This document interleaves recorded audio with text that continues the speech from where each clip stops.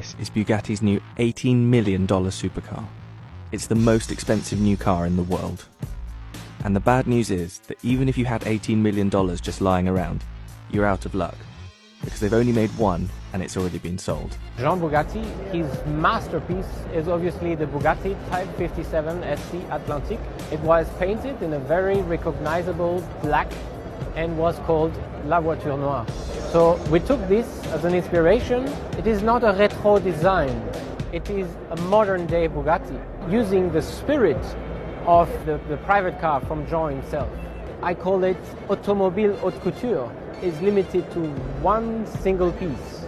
This would be basically completely a one-of-one